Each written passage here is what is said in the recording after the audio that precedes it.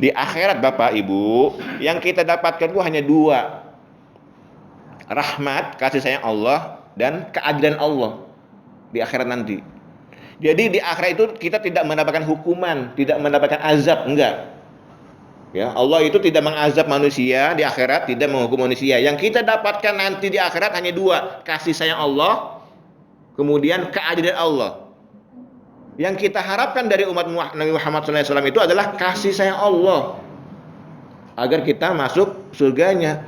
Yang tidak taat pada Allah akan mendapat keadilan Allah, keadilan. Ya kamu di dunia mencuri, ya Allah adil dihukum jadinya. Salah sendiri kenapa mencuri? Kamu tidak menyakiti orang lain misalkan, itu keadilan. Jadi Allah tidak menghukum, karena keadilan Allah itulah maka kemudian dia dihukum gitu kan. Kan saya pernah menjelaskan tafsir surat Maliki Yaumiddin ya. Maliki Yaumiddin, raja manusia, pemilik hari pembalasan. Maliki Yaumiddin itu bisa Maliki Yaumiddin atau Maliki Yaumiddin bacaannya ya. Bisa panjang, bisa pendek. Kalau panjang artinya pemilik hari pembalasan, kalau Maliki raja, penguasa hari pembalasan. Apa maknanya? Ya nanti ketika kita dikumpulkan semuanya di padang mahsyar gitu kan. Allah bertanya, limanil mulkul yaum. Siapa yang berkuasa hari ini? Ayo siapa? Raja Namrud, Firaun, versi Romawi, apalagi Soeharto, Soekarno, Jokowi, semuanya. Siapa sekarang yang berkuasa hari ini kata Allah? Mereka serempak menjawab, lillahil wahidil qahar. Hanya engkau satu-satunya Allah yang maha perkasa di hari ini. Ya kan? Nah, di saat itu apa yang diharapkan oleh kita? Ya kasih sayang Allah. Nggak ada. Kita berharap umat Nabi Muhammad SAW ini, kita nanti nih masuk surga itu tanpa dihisab, Pak. Ya kan? Nadkhulul jannah bighairi hisab. Kita masuk surga tanpa dihisab. Kan segini, manusia nanti di akhirat itu ada golongan, ada dua kelompok. Ada yang menerima buku catatan amalnya. Kan kita punya buku catatan nih, Raqib dan Atid ya. Ada malaikat yang namanya Raqib Atid orang bilangnya. Raqib mencatat amal kebaikan, Atid mencatat amal keburukan. Nanti di akhirat ada manusia yang menerima buku catatannya dengan tangan kanan. Dalam surat Al-Haqqah disebut ashabul yamin. Ada lagi kelompok manusia yang mendapatkan buku catatannya dengan tangan kiri, dinamakan dengan ashabus shimal. Bagi mereka yang mendapatkan buku catatannya dengan tangan kiri, itu sudah dipastikan ahli neraka itu. Mereka masuk neraka tanpa dihisap. Orang yang menerima buku catatan perbuatannya selama hidup di dunia dengan menggunakan tangan kanan, dihitung nanti mana lebih banyak pahala atau dosanya. Nah, kita ingin masuk surga tanpa dilihat oleh malaikat. Sebab kata Nabi, satu kali saja manusia ditanya tentang bukunya, celaka dia. Satu kali doang ditanya, celaka dia. Kenapa? Karena satu pertanyaan itu akan beruntun kepada pertanyaan-pertanyaan berikutnya, ke halaman-halaman berikutnya. Nah, kita berharap jangan diperiksa gitu. Kayak Bapak Ibu naik motor, ngebawa SIM, ngebawa SNK mati. Lagi jalan dengan Anda razia. Di depan rahasia gitu kan. Waduh, gimana itu? Kan deg-degan kita ya. Setelah dekat ada polisi, kamu lewat.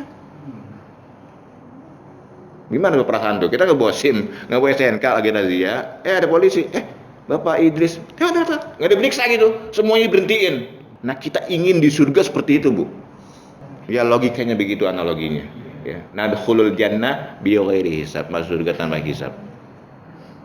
Kenapa? Ya kalau diperiksa bahaya, Pak. Diperiksa bahaya gitu ya. Jadi itulah kurang lebih. Nah, jadi jangan mentang-mentang Allah itu maha pengasih, maha penyayang, kemudian kan gini ada orang berbuat maksiat. Allah nggak ngukum. Terus kita menganggap Allah itu sayang sama kita. Ada orang korupsi nih. Nyoba-nyoba gitu korupsi, misalnya 1 juta. Kok Allah nggak marah ya? Besok 2 juta korupsinya, besok 3 juta. Allah nggak ngukum nih. Jadi ketika kita berbuat maksiat, kita tidak dihukum oleh Allah. Kita menganggap Allah sayang. Justru ketika kita berbuat maksiat, Allah ngasih rezeki kita banyak. Seakan-akan segala urusan dimudahkan. Makin kita jauh dari Allah, makin urusan kita dimudahkan. Terus kita menganggap, Allah sayang sama saya. Bahaya itu, Pak. Ya. Ya kayak kemarin saya cerita ada majikan dengan budak. Ada majikan dengan budak. Oke, kamu budak saya. Kamu bebas tinggal di rumah saya. Sini, kamu jadi budak saya, bebas. Ini saya punya tanah 1 hektar nih. Kamu bebas tinggal rumah saya, makan apa saja. Saya nggak ngasih kamu pekerjaan. Bebas ngambil buah-buah yang ada di kebun saya ini. Bebas, terserah. Pokoknya kamu nggak usah kerja di rumah saya. Bebas apa saja. Tapi ingat, jangan lewat pagar ini nih. Ini ada pagar. Garis lah, ada garis. Ini ada garis rumah saya. Kamu boleh melakukan apa saja di dalam rumah, dalam halaman. Tapi jangan melewati garis yang telah ditentukan. Wah, enak sekali budak itu kan. Dia main di seminggu, 2 minggu, 3 minggu, sebulan. Wah, makan apa saja bebas dia. Dia budak rasa majikan kan. Sebulan, 2 bulan, kemudian dia mulai berani main di dekat garis. Main, dilihat tuannya lagi duduk di teras ngeliatin dia kan. Pak, tuannya senyum-senyum aja. Kepleset dia. Kepleset, jatuh di luar garis. Kaget dia bangun, dilihat tuannya. Tuan dia senyum aja, gini-gini aja. Nggak marah tuannya, padahal dia jatuh di luar garis. Bangun dia. Besoknya, namanya Mbak, yang kemarin jatuh beneran, pura-pura jatuh. Tuk, di luar garis. Diintip tuannya. Tuannya diam aja. Senyum-senyum aja. Besoknya melerani dia, lompat kanan kiri, ya. Kaki kanan di luar, kaki kiri dalam, gitu ya. Dilihat tuannya, diam aja tuannya.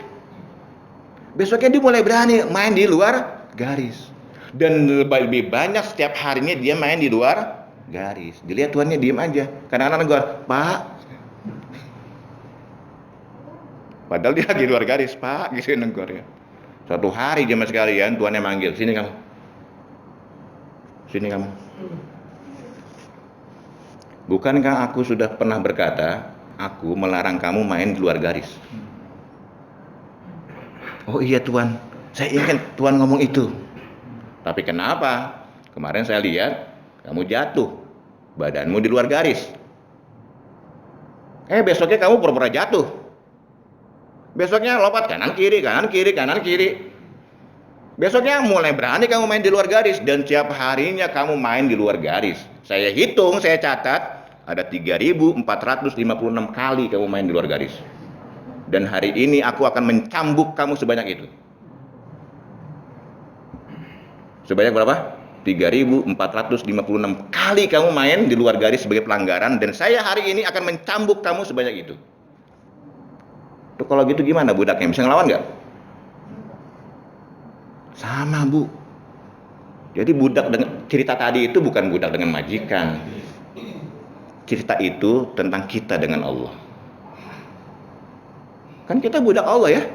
Iya karena abudu. Abdun kan budak. Jadi antara kita dengan Allah, kita ini kadang-kadang berbuat maksiat, Allah nggak menghukum. Disangkanya Allah sayang sama kita. Kita nggak sholat, kita meninggalkan perintah Allah, malah melakukan larangannya, terus Allah tidak menghukum. Disangkanya Allah sayang sama kita, nggak merhatiin gitu. Sama kayak budak tadi. Dilihat dia keluar, dilihat tuannya senyum-senyum aja. Wah, senyum tuannya maklum ini. Ya, santai dia. Makin lama dia makin jauh kan dari apa yang ditentukan oleh tuannya. Sama kita pun begitu, Bu.